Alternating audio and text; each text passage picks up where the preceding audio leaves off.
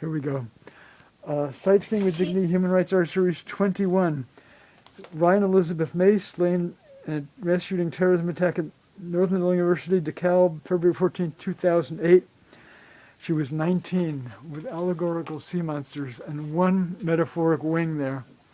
And shootings, as you know, are like I call it America's genocide and ongoing terrorism. It's crazy. And there's the sea monsters cleaning up all the bad vibes. Or they're making all the bad vibes. Maybe they're cleaning it up. Oh, that's interesting. Interesting interpretation. Thank you. I like it.